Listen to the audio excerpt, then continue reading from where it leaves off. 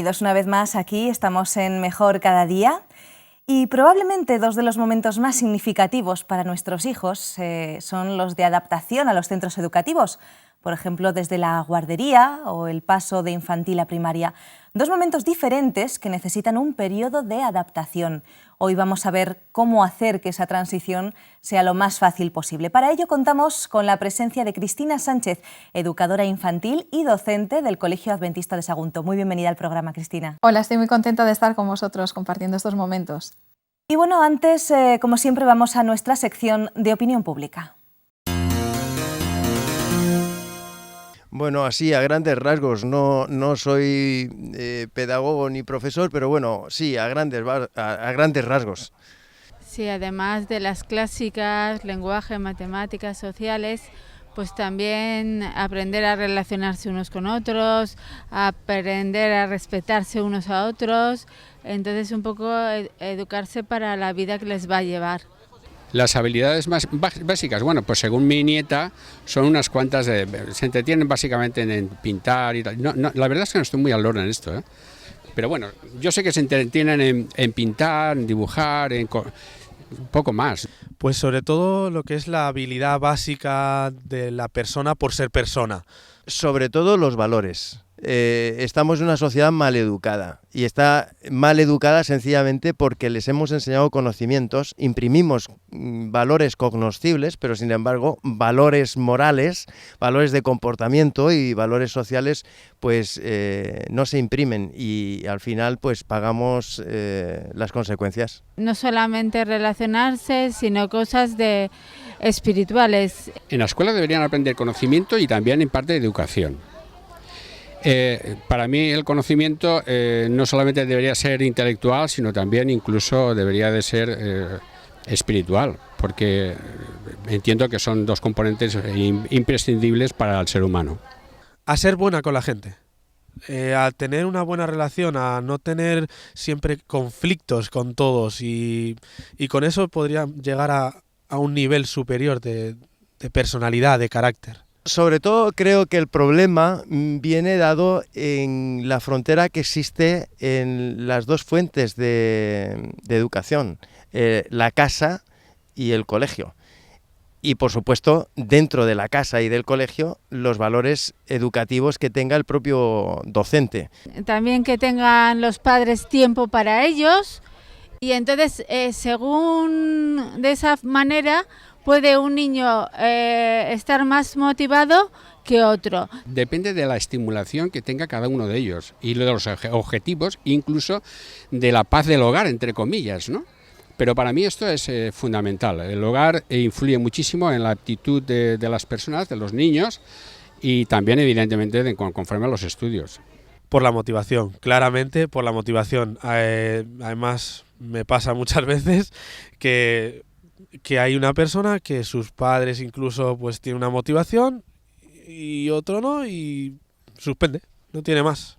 Sobreexigimos demasiado el calendario escolar, dedicamos demasiadas horas para impartir conocimientos y no les dejamos a nuestros hijos que disfruten con aquellos conocimientos que se están impartiendo. Si nuestros hijos disfrutaran, o mejor dicho, aprendieran jugando, pues a lo mejor la educación sería diferente. Dice mucho cuando los niños no quieren venir al colegio. Muchas cosas de la desgana es porque también se les da todo lo que ellos quieren y entonces ellos parece que como si no necesitarían nada. Yo creo que lo tienen todo demasiado fácil, pero cuando digo todo me refiero exactamente a esto, a todo. O sea, yo observo que cuando les cuesta hacer un esfuerzo mínimo en cualquier cosa, inmediatamente desisten, porque hoy nos hemos habituado, especialmente a los jóvenes, a que aprieten un botón y funciona. Antes las cosas no eran así, uno tenía que hacer un esfuerzo para que algo funcionara. Esto es claro, ahora mismo la sociedad no está dando una alternativa divertida, por decirlo así, a la educación. Se le da una actividad de otro estilo para estar en otros lugares que no son nada educativos. Entonces, ¿qué hace la gente? Pues lo que hace todo el mundo. Y por eso así va la educación. Interesantes, como siempre, sus respuestas. Y vamos ahora con nuestra invitada, con Cristina. Comencemos, si te parece, Cristina, por esa transición de la guardería o del hogar a infantil. ¿Por qué resulta tan conflictivo para el niño el primer día de clase? Bueno, el niño necesita hacer una separación de los papás. Eso no siempre es fácil porque depende también mucho del carácter del niño. Un niño que es tímido le va a costar más, un niño que es más sociable tiene menos dificultad para adaptarse, pero evidentemente es un cambio radical, especialmente para aquellos que no han ido a la guardería y tienen que adaptarse a una separación de la escuela con los papás. ¿En qué consiste exactamente ese periodo de adaptación y cuánto tiempo puede durar aproximadamente? Bueno, el periodo de adaptación normalmente se utiliza durante todo el mes de septiembre. Normalmente todas las escuelas utilizan un periodo de tiempo combinado para ir incorporando a los niños poco a poco en las aulas, de manera que ellos se vayan acostumbrando. La forma de hacerlo depende de cada centro. En mi centro, por ejemplo, lo hacemos en 2 grupos, aquellos que son mayores, que han venido ya de guardería, ya son capaces de estar un ratito sin los papás, ellos se adaptan toda la mañana. Y después, aquellos que nunca han tenido una experiencia con la escuela, pues hacemos un periodo desde las 9 hasta las 11. Más o menos es así como lo solemos hacer, aunque también tengo que decirte, Esther, que el periodo de adaptación no solo es para los niños, es también para los profesores y para los padres. Claro, esto es poquito a poco, algo gradual. Sí. ¿Cuáles serían las fases de adaptación? Bueno, en un primer momento la fase de adaptación debe ser acompañada por los padres. Los padres son los que llevan al niño a la clase. Ese primer contacto, ese primer despegue no puede hacerse radical. De esa manera el niño sabe que el papá conoce a la profesora, que no hay un cambio brusco de dejar a los niños con una persona que no se conoce. Posteriormente, esa separación se va haciendo paulatinamente en las filas, los papás acompañan a los niños al aula y definitivamente ya se separa los papás de los niños y ya es la tutora la que forma parte de esa introducción de lo que es los niños al aula durante toda la mañana.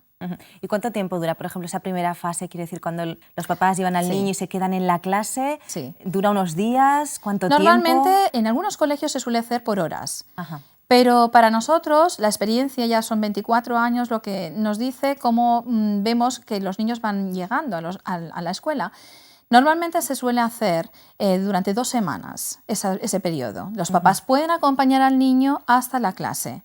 Después el papá ya simplemente lo acompaña a lo que es la fila, hasta el aula. Y finalmente, a finales de septiembre, normalmente porque es el periodo de septiembre, el periodo que se dedica para lo que es la adaptación escolar. Muy bien, muy bien, muy bien.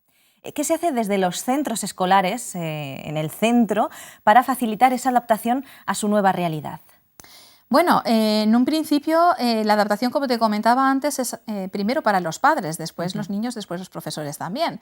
El centro lo que facilita es que esa adaptación el padre la conozca a priori. O sea, cuando va a haber una matriculación o cuando ya se ha hecho, los padres conocen el centro, conocen los diferentes departamentos donde su hijo va a venir, va a conocer, va a comer, va a estar en clase. De esa manera no es un primer contacto el primer día que conocen a la tutora o el primer día de entrevista. Posteriormente ya el centro sí que hace un contacto a través de entrevistas con la tutora. Muy bien, muy bien. ¿Y los profesores? ¿Qué hacen los profesores para favorecer este proceso de adaptación desde el aula? Bueno, lo primero es tener ese primer contacto con la entrevista con los papás, como hemos dicho. Y al centro nos ha presentado a los papás, se establecen una serie de horarios donde se dedica un tiempo exclusivo a una entrevista personalizada con los papás. Esto varía de cada centro. Algunos centros lo que hacen es una primera reunión genérica con todos los papás para conocer lo que es el aula y a la tutora y posteriormente se hace la entrevista personalizada. Nosotros creemos que es mejor hacerlo de esta forma. Primero la entrevista personalizada y cuando ya tienes toda la información del niño, incorporas una entrevista general, una reunión general con todos los papás, no solo para que se conozcan entre ellos, sino para explicarles cómo ha ido este periodo. Eso les tranquiliza muchísimo y los nenes se adaptan de forma mejor. Interesante. ¿Cuál es el objetivo fundamental que se persigue con el proceso de adaptación en lo que a los profesores se refiere? Porque antes decías que cada uno tiene unas necesidades de adaptación. Bueno, para el profesorado es importante que ese niño que tiene que empezar su experiencia, digamos, curricular a una edad muy temprana, sea capaz de captar ese interés en el niño de manera pues, que el niño venga contento, de que el niño se adapte, de que el niño no sufra, digamos, un trauma a la hora de hacer un cambio de lo que es la casa o la guardería, que también es un poquito una casa de juegos, a lo que ya empezamos lo que sería la etapa escolar propiamente dicha. ¿Es importante la buena relación de los padres con los profesores durante esta etapa?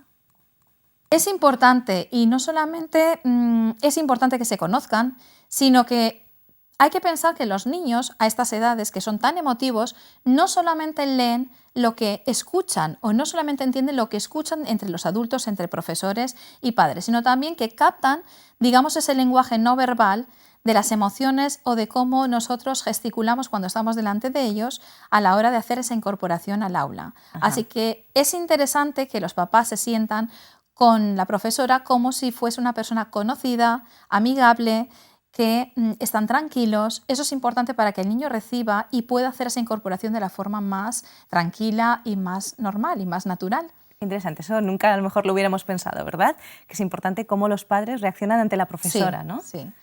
Esther, yo quería comentarte una experiencia que he tenido en este sentido, ¿sí? Y es que durante 2 meses hubo una niña que no había manera que se adaptase, habíamos pasado todas las fases, incluso con los papás, entrando en el aula y demás, pero no había manera, ella siempre lloraba. Pasados 2 meses yo tuve que hablar con la madre y decirle, mira, el problema no es otro que tú cuando te despides de ella te vas llorando. Lo disimulas, lo intentas esconder, pero ella lo capta. El día que tú ya seas capaz de dejar a tu hija tranquila y que te vea contenta, que estás segura de que la dejas en un sitio que tú conoces y que estás tranquila, ella dejará de llorar. Y la madre no llegaba a captar, decía que, bueno, ¿tú qué vas a saber? Porque despegarme de mi hija es un poco complicado. Finalmente ella lo intentó y lo hizo y la niña dejó de llorar. No solo porque leía lo que hablábamos tutora, madre, sino porque captaba esas emociones de la madre. Por eso digo que es importante el estado emocional de los papás a la hora de desprenderse de ese niño con esa tranquilidad y con esa seguridad de que va a un sitio conocido y que ellos están tranquilos. Muy importante, muy importante. No sabíamos qué tanto. ¿Cómo se desarrolla esa comunicación profesor-padres? ¿A través de qué medios? Bueno, se utilizan no solamente las entrevistas habituales que suelen haber durante el año y al principio de curso son muy importantes, sino que además en estas edades, hablamos sobre todo en el periodo de 3 a 5 años, 6 años, es muy importante lo que llamamos agenda, la agenda escolar. La agenda escolar es necesaria para esa comunicación diaria con los papás, no solo para decirle cómo ha estado el niño a nivel de emociones, a nivel curricular, sino también para que nosotros podamos hacernos una comunicación de quién viene por el niño para prever siempre con antelación quién va a ser la persona que recoge a ese niño. De alguna manera lo que hacemos es evitar tensiones, cosas no previstas que pueden generar en el niño una tensión a la hora de recogidas, a la hora de, no sé, pues un material que igual no lo tiene porque no ha habido una buena comunicación. Esto se hace diariamente, al niño le gusta mucho porque es el que transmite, es el cartero, por alguna forma de decirlo, que transmite esa comunicación de la tutora con los papás. Qué interesante.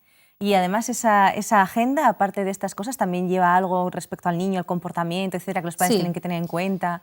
Está dividida por apartados donde no solamente registramos cómo desayuna, cómo come, sino también cómo se comporta y cómo ha trabajado. Si todo eso ha ido bien, si su sociabilidad y su conducta hacia los demás, hacia sus iguales y hacia los adultos es correcta, entonces siempre hay una motivación. Esa motivación suele ser una pegatina, una sticker, un cuñito, algo especial, una pincita con un dibujo que motive al niño a su conducta y demás. Ellos suelen ver que como todos los niños lo suelen llevar, es algo que les agrada y sobre todo porque los papás saben que cuando lo reciben también les ven contentos, les ven que el niño está superando, ya no llora, hay una buena comunicación, no ha llorado. Entonces todo eso hace que el niño vaya aceptando esa integración de forma natural. Qué interesantes las agendas. Bueno, además en las aulas hay siempre herramientas un poco para distraer a los niños, a la par que desarrollan también actividades que facilitan su autonomía. Son los rincones de aprendizaje. Sí. ¿Qué es exactamente esto, Cristina? Bueno, es una forma muy natural de que el niño vaya aprendiendo lo que son las normas de sociabilidad, los turnos, compartir, el poder estar con sus iguales, haciendo una dinámica, digamos, a modo de juego, utilizando las herramientas y los materiales que pertenecen a cada rincón. Por ejemplo, en un aula normalmente los rincones a veces no son siempre fijos. La tutora los va cambiando en la medida que el niño también va teniendo un interés especial.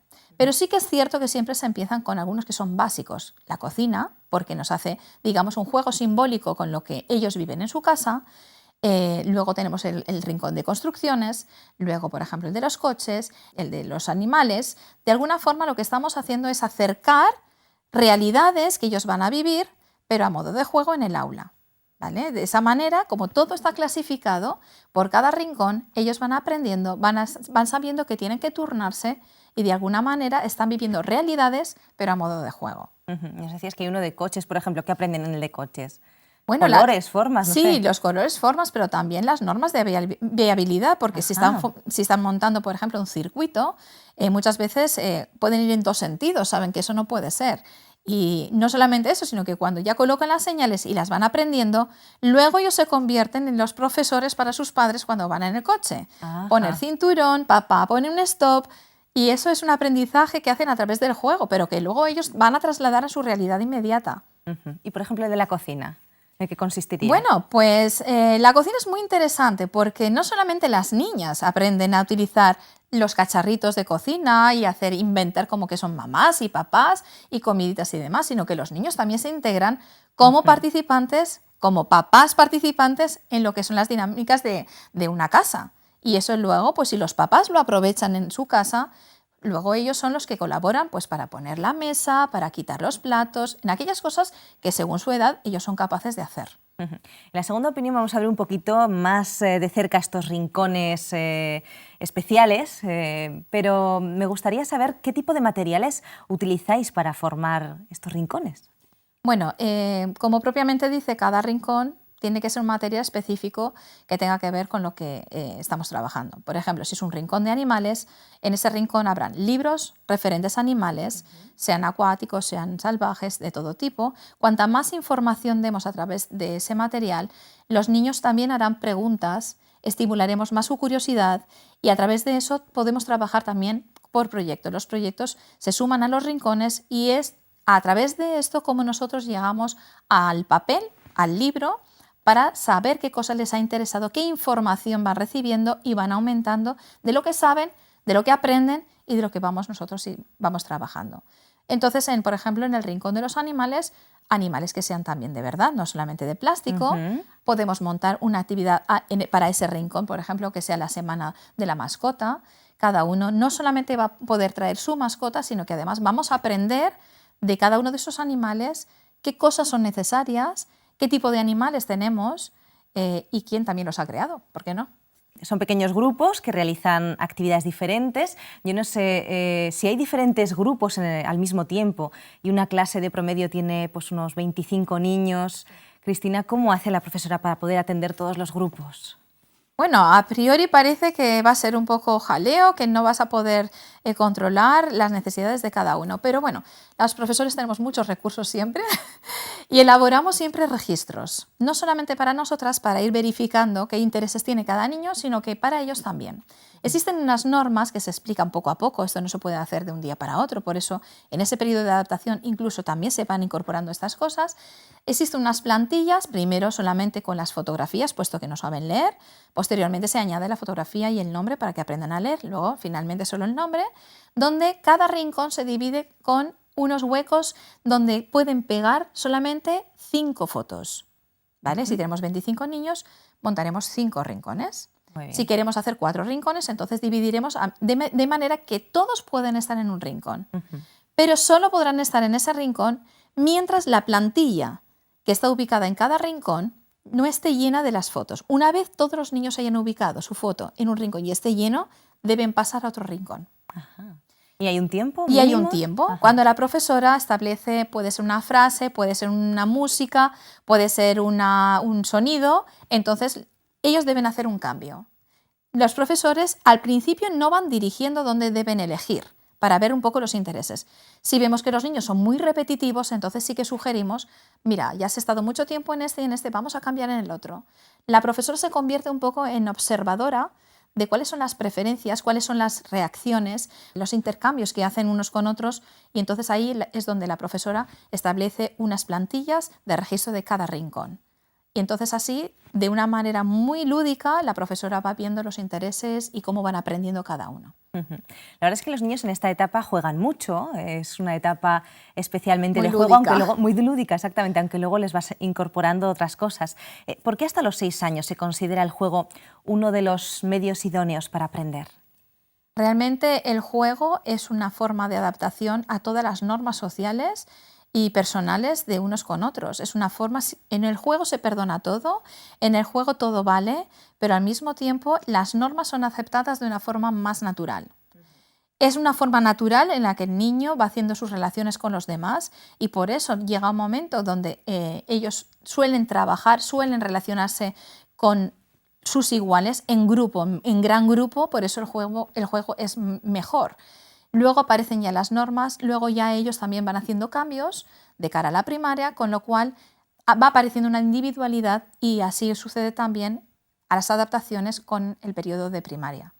Los juegos son importantes en el aula, pero también son importantes fuera del aula. Supongo que en el hogar también es muy importante que los papás, que las mamás jueguen con los niños. Sí. Y, no sé, hoy en día estamos muy en esa tendencia de muchísimas actividades extraescolares. No sé si los papás tienen mucho tiempo para jugar con ellos.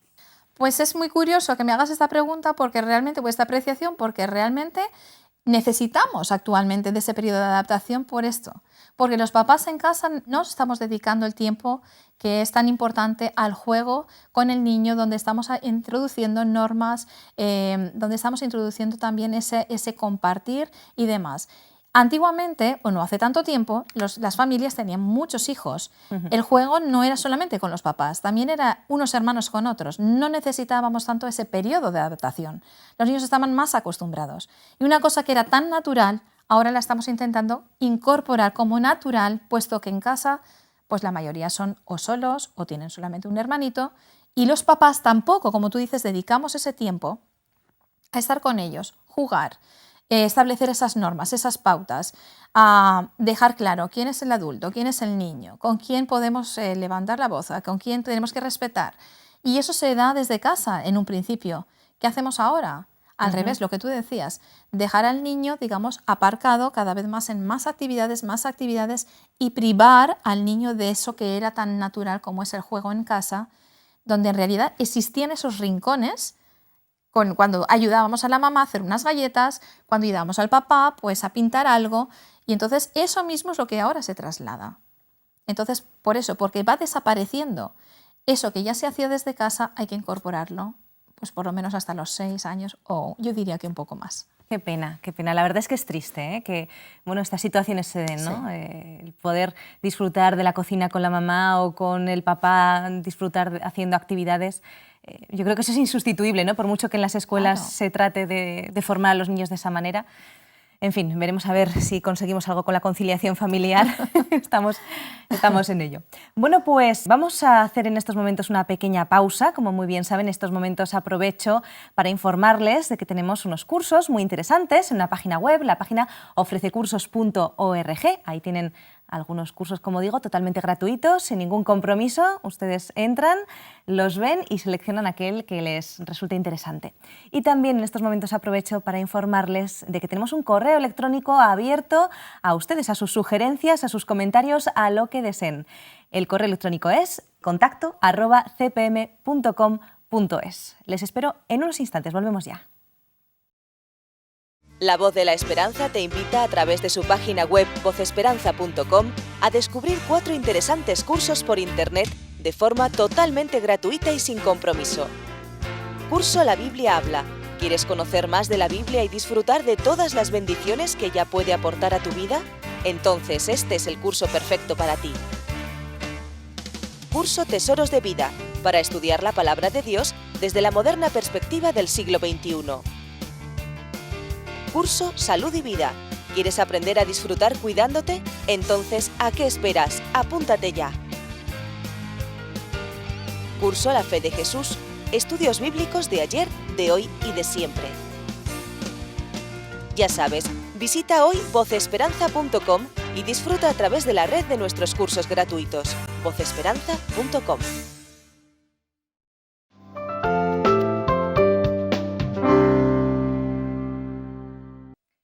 Volvemos ya de esa pequeña pausa, de ese intermedio, y seguimos aquí en Mejor Cada Día con todos ustedes, compartiendo hoy algo muy interesante, esa adaptación que hacen los niños en sus primeros días de colegio, la adaptación que hacen a las aulas, a los profesores, y los profesores a ellos, y en fin, los padres también se adaptan. Estamos hablando de todo este tema interesante con Cristina Sánchez. Ella es docente en el Colegio Adventista de Sagunto y es educadora infantil. Cristina, estábamos hablando antes de pasar esa pausa acerca de esos interesantísimos rincones lúdicos, o no sé cómo los llamáis, rincones de juegos. Rincones de juegos, muy bien. Y yo tengo alguna duda. El hecho de que los niños tengan diferentes personalidades, diferentes ritmos de trabajo, diferentes necesidades incluso, ¿de qué manera os afecta? ¿No es un poco confuso, no es un poco complicado llegar a cada niño en una clase, pues como decimos, con 25 niños y no son más? Sí.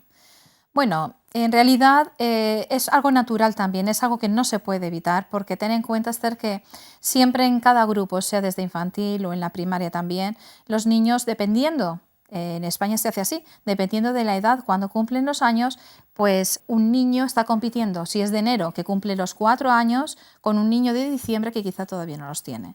Con lo cual es un poco difícil a veces hacer, como tú dices, ¿cómo os aclaráis?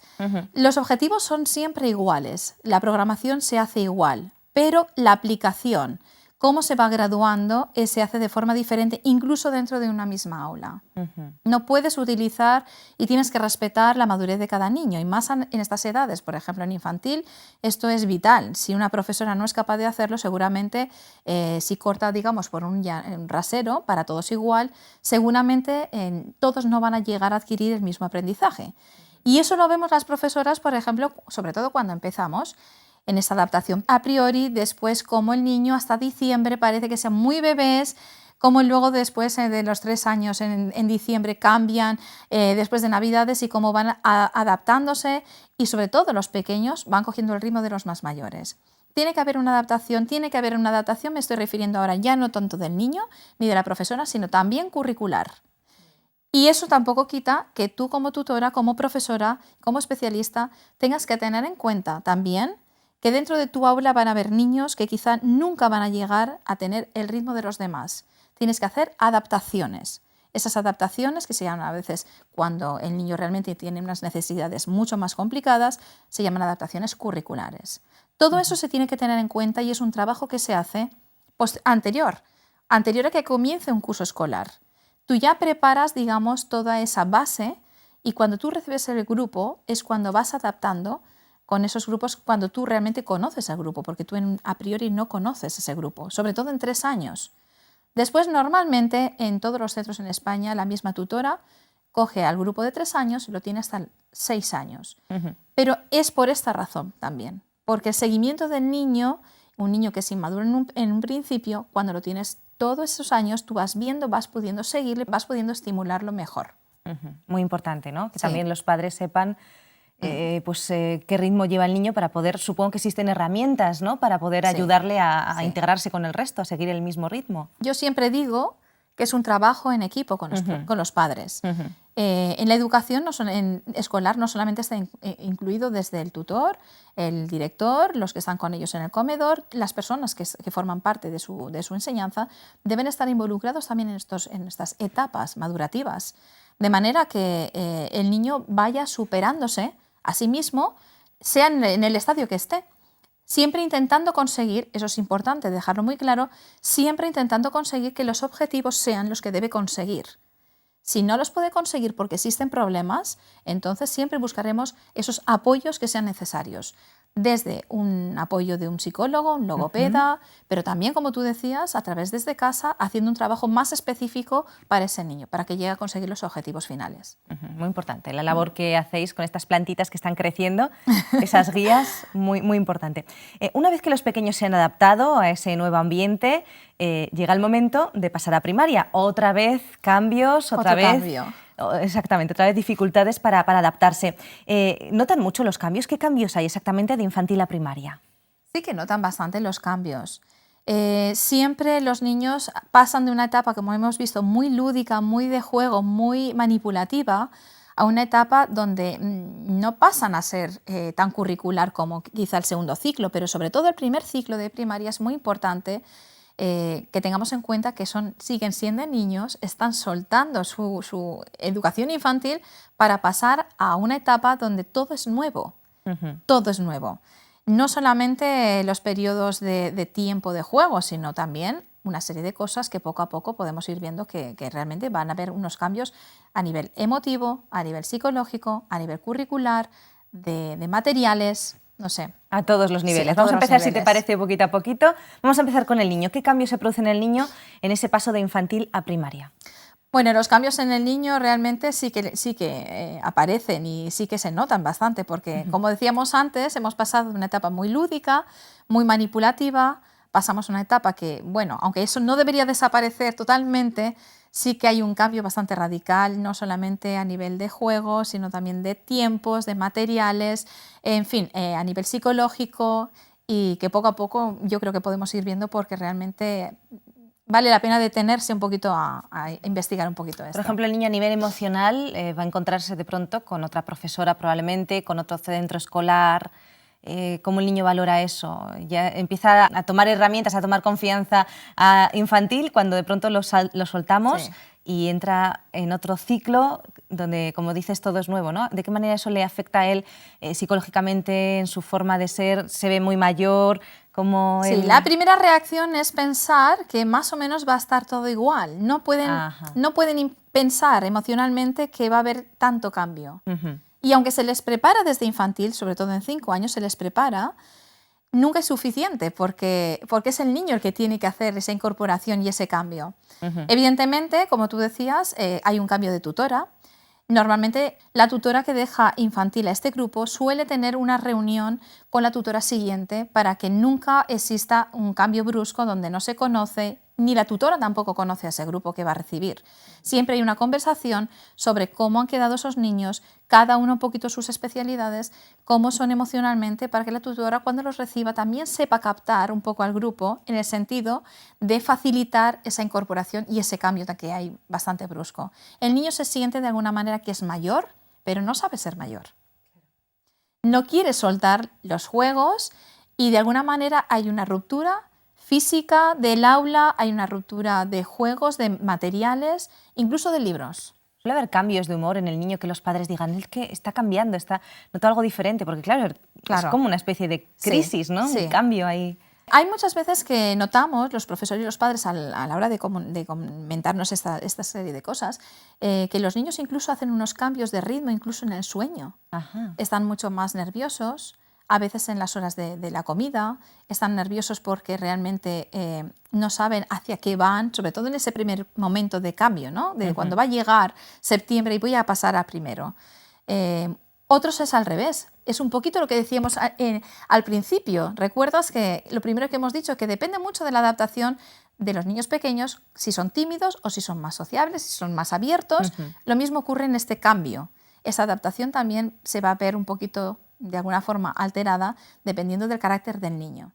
Tú comentabas que pues sería conveniente que los profesores que dejan al niño en infantil se relacionaran, sobre todo la tutora, con los profesores que van a tomar el relevo en primaria. En el Colegio Adventista de Sagunto, donde tú eres docente, pues es así porque infantil, primaria y secundaria están integrados en el mismo campus, pero en muchísimas ciudades de España pues no es así. Los niños pasan de un infantil en un lugar a una primaria en otro, centro. Exactamente, sí, a otro centro equidistante, sí, que no tiene nada que ver.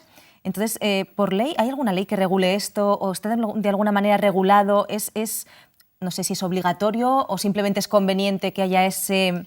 Porque yo lo veo muy importante. Es fundamental. Esa relación. Esther, esto es fundamental. Y de alguna manera los tutores, el profesorado es sabedor que de alguna forma legal está recogida en la ley, Ajá. como los tutores de alguna forma, porque igual no hace falta hacer una comunicación verbal, porque nosotros tenemos esa gran suerte de poderla hacer en persona, pero tú siempre puedes mandar, y más ahora que tenemos hasta email, podemos mandar correos electrónicos, una especie de informe general de qué tipo de grupo pasa contigo para que tú seas capaz de no empezar de cero, porque ten en cuenta que también hablábamos de que hay niños que tienen sus necesidades. Una profesora que recibe un grupo sin saber nada va a tardar mucho más tiempo de adaptación con un programa que es más intensivo, con lo cual esto yo lo veo vital. Sé que hay centros y conozco compañeras que trabajan en otros centros, no lo hacen como nosotras, pero sí que mandan informes, aunque sea muy breve, para que la tutora que va a recibir ese grupo sea sabedora de qué tipo de grupo va a recibir. Bueno, además de cambiar todo su entorno, cambiar el lugar, cambiar los materiales, etcétera, cambia también el currículo de enseñanzas. Como antes hacías alusión, ya no juegan tanto, ahora las cosas son diferentes. Me gustaría saber un poquito, en resumen, qué han aprendido hasta aquí y qué van a aprender a partir de ahora. Bueno, infantil sobre todo se centra en lo que son el conseguir los hábitos de independencia y hábitos de higiene, salud, saber comportarse. Es muy globalizado, ¿de acuerdo? Así que realmente no hacemos tanta división como va a ocurrir en la primaria en las materias. Todo se hace de forma globalizada, lúdica, pero sí que realmente se centra, digamos, el currículum en lo que sería un poco el conseguir ser más independiente, más autónomo. ¿Vale? Hasta ahí en todas las áreas, pero específicamente también en el área que llamamos de autonomía personal. Cuando pasan a la primaria es un poco diferente. Cuando pasan a la primaria lo que conseguimos es que en cada materia, pues de alguna manera consiga los objetivos que se establecen para cada una de ellas, sea matemáticas, sea lengua, en ese ciclo, para cuando vaya a pasar al siguiente haya un hilo conductor a través de toda la primaria para conseguir los objetivos finales de la etapa. Así que es bastante diferente, sí que hay un cambio. ¿Qué otros aspectos, que no sean tampoco demasiado significativos, pero que son propios de la nueva etapa educativa a los que los niños deben habituarse? Pues prácticamente todo. Si te estás refiriendo de la infantil a la primaria, prácticamente todo. El horario, se reduce el tiempo de juego, el aula cambia de aspecto. Eso es muy importante de dejarlo claro, porque aunque sobre todo las profesoras de primer ciclo intentan, digamos, mantener ciertos estilos como en infantil, sobre todo en el primer trimestre, es cierto que dejamos de formar parte de un grupo en una mesa para ya trabajar de forma más individualizada. O sea que el material del aula también es importante, que va cambiando, desaparecen en el aula tantos juguetes, desaparecen los rincones de juego para trabajar más sobre la mesa y con un horario establecido. También los libros. Hasta ahora hemos dicho que todo se hacía de forma globalizada o a través del juego para llegar al libro. El libro de alguna manera sería el punto final de saber que el niño ha comprendido ese objetivo que tú querías trabajar. ¿Qué ocurre en primaria? En primaria es al revés. No solamente van a tener varios libros, sino que además se incorpora la tutora y los especialistas de cada una de esas áreas. Con lo cual, imagínate, en infantil como mucho van a ver a 3 personas, su tutora, la de valenciano y la de educación física, pero en la primaria, imagínate, las matemáticas y otras materias se van a dar por diferentes profesores. Entonces el niño se tiene que habituar no solamente a un aula nueva, a un estilo de trabajo nuevo, desaparecen cosas que él mentalmente y emocionalmente espera ver, como son los juegos, y sin embargo el ritmo de trabajo también empieza a cambiar de forma ya bastante drástica. También hay que hablar de la lectoescritura, que es otra parte que allí empieza, aunque sí que se hace progresivamente, realmente en primaria los niños deben empezar, porque los libros lo requieren así, con un mínimo de lectura. Y por si todo eso no fuera suficiente, también tienen deberes a partir de ahora. Por supuesto. ¿Y cómo enfoca eso el niño? Pues al principio yo creo que lo lleva bastante bien porque intentamos entrenarlos desde el último año de infantil. Siempre, no podemos decir deberes, siempre son algunas actividades que mandamos el fin de semana a casa para que ellos vayan, sobre todo en el último trimestre de 5 años, sabiendo que en algún momento eso se va a convertir en lo que luego llamaremos deberes. Por lo menos en nuestro centro lo hacemos así, para que, combinado con los papás y sabedores de cómo trabajamos, ellos sean capaces de no poner un aspecto negativo a la palabra deberes. Después, en la primaria, Los papás tendrán que ayudar a los nenes en sus tareas, sobre todo en las primeras etapas, en el primer ciclo, estando con ellos, sabiendo que tienen un tiempo y sabiendo también que esos deberes se mandan como recordatorio de lo que están haciendo. Después, a medida que van avanzando en la primaria, eso se va complicando. Y los deberes a veces también es una forma de establecer un método de trabajo en el nene, en los alumnos, para que sepan que hay un tiempo también para cada cosa. ¿De acuerdo? El deber normalmente debería ser aquello que refuerza lo que han aprendido en el aula. Esto es lo que a veces es difícil de conseguir. Sobre todo porque si tú estás dando un programa en el aula e intentas que los padres lo refuercen en casa, pero no hay tiempo, como hablábamos en un principio, si recuerdas, no hay tiempo ni tampoco para estar con ellos con los deberes, ellos solos no lo van a aprender. Los niños que sus papás, desde primero de primaria, están con ellos acompañándoles a enseñarles esas técnicas de estudio a través de los deberes, llega un momento que son capaces de hacerlo solos. Y no es necesario estar con ellos toda la etapa de primaria. Son los deberes, supongo que no solamente se tienen que habituar los niños, también los padres se tienen que habituar y tienen que hacerlo de la forma adecuada, porque hay padres que les hacen los deberes a los niños. Claro, eso supongo es un error. Que no es muy positivo, ¿no? Para eso es un error. Bueno, Esther, yo creo que todos somos sabedores que normalmente los tutores, en esa primera entrevista que surge también en la primaria, no es una cosa que solamente es de infantil, hay entrevistas personalizadas con los papás, se explica perfectamente cuál es la metodología a seguir y por qué se utilizan los deberes, ¿de acuerdo? Entonces, una vez se ha explicado a los papás, vamos a tener quizá pues, dos grupos, los que siguen un poco las indicaciones que se les han dado y los que quizá no lo vean necesario. Vuelvo a reiterar que para nosotros y nuestro centro es importante el tema de los deberes, no tanto para hacer lo que no han hecho, sino para reforzar lo que han aprendido. Esa es la idea, esa debería ser la idea y eso es bueno. Los papás, si se involucrasen con esta metodología, sabrían cómo va su hijo, sabrían en qué tienen que reforzar y tendrían la posibilidad de hablar con la tutora, pues mira, veo que mi hijo en esta área va más avanzado que en otra, ¿cómo lo ves tú? Y ese diálogo también se daría. La verdad es que los profesores, los docentes, los maestros, tenéis una misión un poco complicada, porque tenéis por un lado que educar a los niños, pero también que educar a los padres. O por lo menos ilusionarlos para que formen parte de esa, bueno, escuela, casa, tiene que ser un equipo. Si no funciona así, realmente los niños que sus papás se involucran en este engrosamiento, digamos, realmente son los que realmente triunfan. Y como broche, a lo mejor podríamos decir que lo más importante puede que sea la relación profesores y padres como educadores, ¿no? Porque si estáis separados, supongo que el formar al niño va a ser un poquito más complicado. Realmente podemos contar muchas experiencias en las que los tutores, los profesores, hemos llegado a conseguir, digamos, el 100% de un niño en el aula a todos los niveles y como hay papás que no han querido involucrarse y no hemos podido, de alguna manera, obligarles a que se involucren y realmente en el aula funciona muy bien, pero es una pena porque a medida que ese chico va creciendo, realmente no ha cogido los hábitos suficientes para seguir por sí solo y fracasan. Y también tenemos experiencias en el sentido contrario, padres que se han involucrado desde el principio y van siguiendo cómo sus hijos van avanzando, cómo van esforzándose, van supliendo aquellas carencias que no tienen, no haciéndole los deberes, sino acompañándoles y enseñándoles.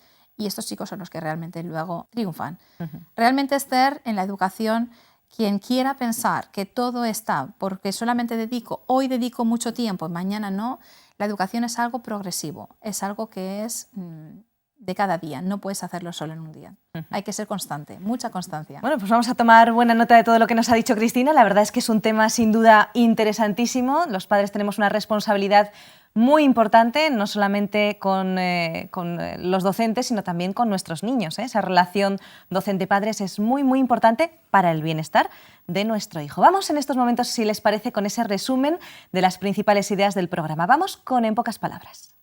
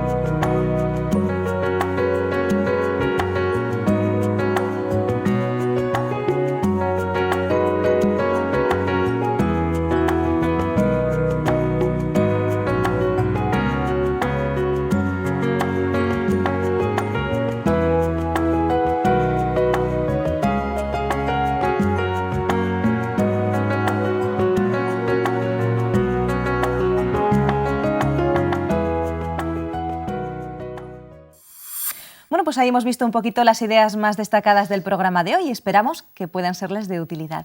Vamos en estos momentos con nuestra sección Segunda Opinión, en la que, como siempre, tendremos un tema relacionado. Ayer, hoy, mañana, parece que percibir de forma correcta cómo se desarrolla el tiempo es una tarea compleja para los más pequeños. ¿A qué es debido? Todos sabemos que a los niños pequeños les cuesta mucho comprender nociones como un segundo, un minuto, una semana, y además ellos no saben tampoco cómo explicar estos sucesos. Entonces, cuando hablamos de diferentes etapas, que las vamos a ver más adelante, los niños no entienden el orden de los sucesos en el tiempo y tampoco la temporalización de estos sucesos. Entonces, les tenemos que explicar de algunas maneras qué pasa y cómo pasan estas cosas. Entonces, dinos, Ana, ¿qué etapas tienen los niños en cuanto a la temporalidad? Bueno, estas etapas se dividen básicamente en 3 etapas. Tenemos la primera de 0 a 2 años, después tenemos de 2 a 6 años y luego tenemos una más específica que es de 5 a 6 años. Y ahora las voy a explicar un poquito. De 0 a 2 años tenemos a los bebés. Entonces los bebés obviamente no saben qué significa mañana, tarde o noche. Entonces empiezan a comprender estas secciones del día, por decirlo de alguna manera, gracias a sus necesidades biológicas. Ellos saben que el desayuno será por la mañana, la comida será al mediodía y la cena será por la noche. Y sabe también que por la mañana se despierta, al mediodía tiene su siestecita o siesta, depende de si es muy dormilón o no, y por la noche se va a dormir. Entonces podríamos resumirlo de que dependiendo de sus necesidades biológicas, el niño entiende la temporalización de un día. Después tenemos la segunda etapa, que es de 2 a 6 años, y en esta etapa los niños ya empiezan a tener más noción de lo que sería la temporalización de las cosas.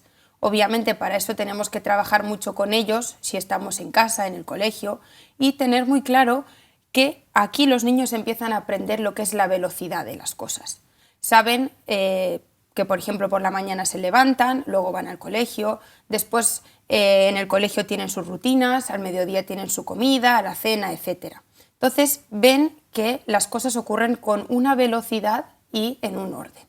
Y por último, la última etapa, la tercera, de 5 a 6 años, como hemos dicho antes, los niños ya saben cómo ocurren las cosas, la temporalización, el orden, etc. Y aquí ya tenemos que hacer mucho más hincapié y trabajarlo muchísimo más. Si ya de 2 a 6 años se ha trabajado, la última etapa, que es más específica, hay que trabajarlo más todavía. Tenemos que explicarles y hacer mucho hincapié en su rutina. Es importante que sepan cuando se levantan que lo primero que hay que hacer es lavarse las manitas, la cara, luego vamos a desayunar, nos vestimos, vamos al colegio, etc. Entonces ya tienen muy claro lo que es el orden y la temporalización de los sucesos. ¿Y cómo podemos ayudarles a los padres y a los docentes en este sentido? Bueno, tenemos varias actividades que podíamos realizar. Por ejemplo, para poder trabajar lo que sería el antes, ahora y después, aconsejaría a los papás que cogieran un álbum de fotos donde hubiera fotos del bebé, de cuando el niño nace, de cuando tiene 2 meses, 3 meses, 4 meses, etcétera, de cuando tiene 1 añito, 2. Incluso sería bueno que si tuviera de ellos mismos, de los papás, de los abuelos, pues también estaría genial para que se pudiera hacer un poquito mejor la comparación. Entonces tú pones al niño delante del álbum y le vas preguntando: ¿quién está aquí? ¿A quién ves en esta foto? ¿Tú qué crees que ha pasado aquí? Entonces el niño ya se puede hacer una idea de cómo era cuando era más pequeño, de cómo ha ido cambiando su físico a lo largo del tiempo, etc. Y lo mismo con los abuelitos o con los papás. Luego podríamos hacer otra actividad para trabajar el ayer, hoy, mañana. Todos sabemos que estas nociones a los niños les cuestan, al igual que hablamos de un segundo, un minuto, una hora, una semana, etc. Entonces, para trabajar esto, les rogaría a los papás o a los maestros en este caso que hicieran una cartulina muy grande, un mural, y la dividan en 3 partes. En una sería el ayer, otra sería el hoy y otra sería el mañana. Entonces podrían tener como tarjetitas donde se realizan actividades diferentes a lo largo del día. Por ejemplo, lo que hemos dicho antes de la rutina del niño. Si por la mañana nada más llegar al colegio se lavan las manitas, pues que tuvieran una cartulina o una fichita con un dibujito donde los niños se lavan las manos. Después, si toman su desayuno, pues una fichita con los niños tomando el desayuno y la siguiente, pues otra fichita donde empiezan ya a trabajar. Entonces, explicando esto todos los días, los niños ya se dan cuenta de su rutina. Además, no estaría nada mal preguntarles y decirles ¿qué hacemos primero? ¿Y después qué hacemos? ¿Y luego qué seguiremos haciendo? ¿Y ayer qué hicimos? ¿Y hoy qué haremos? ¿Y mañana qué seguiremos haciendo? Entonces ya los niños pueden tener unas nociones de lo que está pasando cada día y tiene ya claras sus rutinas. Y por último, sería bueno que en casa o en el colegio tuviéramos una pequeña parte del aula o de una habitación de nuestra casa reservada y decorarla con soles o con lunas y con estrellas. Entonces dividiríamos el sol y las lunas y las estrellas y cuando estamos hablando con el niño le podríamos decir ¿qué estás realizando tú por el día? Y sabe que el día se refiere al sol.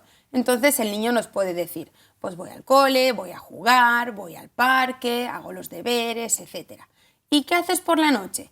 Pues ceno, mi mamá o mi papá me cuenta un cuento antes de ir a dormir y luego ya me voy a la cama. Entonces el niño tiene muy claro que de día realiza unas actividades y por la noche realiza otras actividades. Así la temporalización de las cosas y el orden de los sucesos que va ocurriendo a lo largo del día ya los tiene muy claros. El aprendizaje de las horas, minutos, segundos, cuartos, medias, es sin embargo un proceso que requiere mayor atención y trabajo. Seguro que para hacer más fácil esta tarea se puede hacer uso de algunos de los recursos y aplicaciones interactivas que están disponibles en Internet, ¿es así? Es así, claro que sí. Por ejemplo, si nosotros le queremos explicar a un niño verbalmente un cuarto, media hora, 3/4, no lo entiende. Yo creo que a todos nos ha costado entender cuando nuestros maestros nos explicaban estas cosas o nuestros papás. Entonces, como bien has dicho, Internet tiene muchas herramientas muy útiles. Además, no solo juegos didácticos y un montón, pero un montón de páginas nos pueden dar algunas ideas y algunos trucos cómo explicar mejor las horas. En clase, cuando nosotros estamos con los niños, aparte de dibujar el circulito típico en la pizarra y las flechitas y tal, no estaría nada mal que si tuviéramos la oportunidad de utilizar lo que son las nuevas tecnologías, pues podríamos ver un montón de enlaces, un montón de páginas para los niños donde podríamos trabajar mejor. Además, si tenemos la oportunidad de tener pizarras digitales, los niños pueden tocar perfectamente con sus deditos, pueden manipular sin ningún problema la pizarra y así el aprendizaje sería muchísimo más fácil. Además, animo también a los papás desde casa que lo hagan, porque son ideas, son un montón de cosas útiles que podemos tener a mano y muchas veces no sabemos que existen. Pues muchas gracias, Ana. Muchas gracias a vosotros. Bueno, pues ha sido un programa realmente enriquecedor, especialmente para padres y para maestros, supongo. Agradecemos, como siempre, esa segunda opinión muy interesante, muy didáctica y, por supuesto, también muchísimas gracias, Cristina Sánchez, educadora, docente del Colegio Adventista de Sagunto, por haber compartido con nosotros el programa de hoy. Un placer haber estado con vosotros. Gracias. Y bien, amigos, pues muchísimas gracias por haber compartido con nosotros también el programa. Nos despedimos ya, esperamos que hayan disfrutado del programa y que nos acompañen nuevamente el próximo día, ya saben, aquí, en Mejor Cada Día. Hasta pronto.